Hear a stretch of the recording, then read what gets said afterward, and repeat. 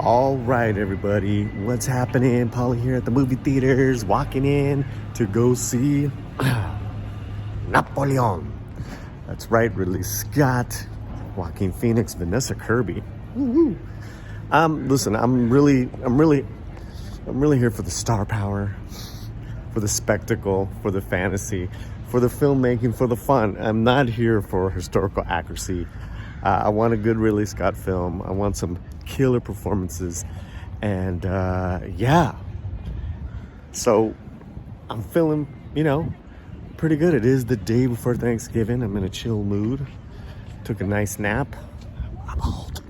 And I'll hit you up as soon as I get out of the theater. Here we go. All right, out of the theater. Just saw Napoleon. Have a good night. Thank you, you too. And yeah, I gotta tell you, there were some absolutely riveting scenes, and there was some absolute pacing problems with the personal drama. I felt that some of those, have a good night. Some of those scenes, as far as the personal storylines, worked and some didn't. That's just was my major problem with the film.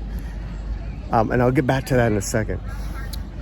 The look, the music, obviously the battle scenes, just spectacular. And because they're spanning Napoleon's kind of military career from, I'd say, the 1780s to the 1815, there's so many battles that are different. As far as location, look and feel, strategy, that I really loved. That I was really into. And whether stuff was accurate or not, that didn't matter for me because Ridley knows how to film some pretty badass battle scenes. So whether it's kind of like the Mediterranean or the ice of Austria, and then of course Russia, and then Waterloo, man. That was really a lot of standouts there, like I said. So cinematically, it's worth it to see on the big screen. Absolutely. So hats off to that element of the movie. It's and again, because of that, it's great to have a movie like this come out during the holidays. Especially if you're into that type of action and war battles and different kind of defense tactics. It didn't get bogged down with kind of like him and his strategy, which would have been a different movie, but it was pretty thrilling enough. And that type of stuff really, that type of filmmaking really reminded me of how Hollywood used to make these epic big ass war movies. So again, really top notch on that, almost like an 8 for me out of 10. So let's go back to the drama of it. Really, it's about Josephine and Napoleon, and their kind of like just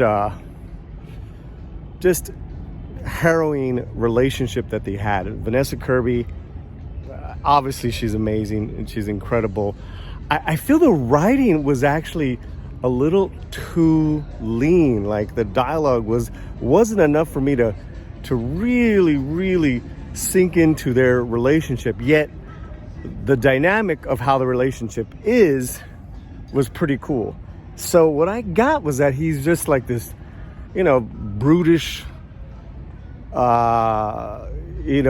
obviously just war fanatic of a man, and just so compelled by his own victories and his own legend and the people love him, that he's kind of like the for lack of better words, the kind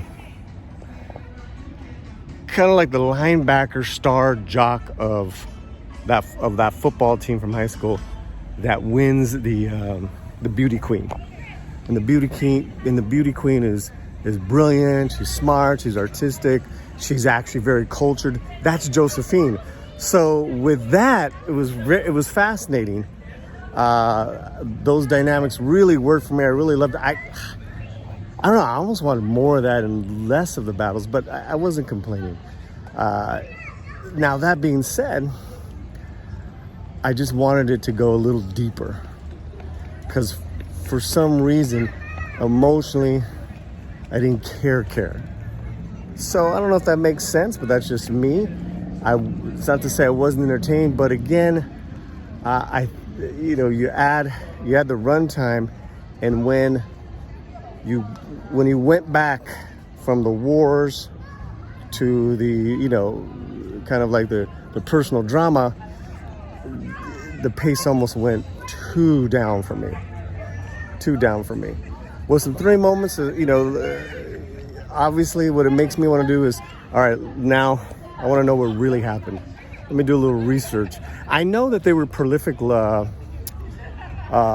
writers to each other, and they used that as a device in the film, which was, I think, really paid off towards the end of the film. The letters, the whole idea of the letters, and that was really incredible. So okay, now listen, it's a good film. There's some great moments, and then there's some moments that it drags for me. So I would say overall, I would give this a good 7 out of 10. It's pretty solid, and there's a lot of parts I really liked. And Joaquin, he's such a weirdo with this role. Napoleon, you realize how he really shaped and changed the world that we still live in.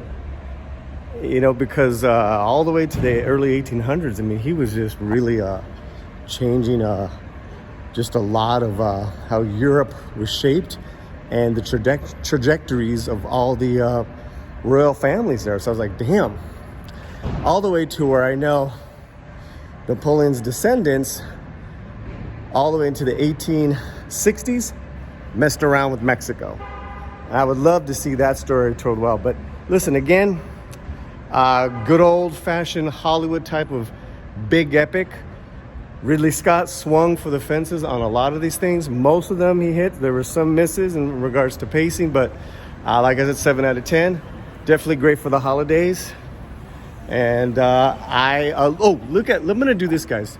I'm gonna start. We're day before Thanksgiving 2023. I will start throwing out videos of movies you need to watch, great movies to watch during the holidays. New movies. God bless everyone, wherever you're at. Keep that slam fuerte. And vive la France, Napoleon.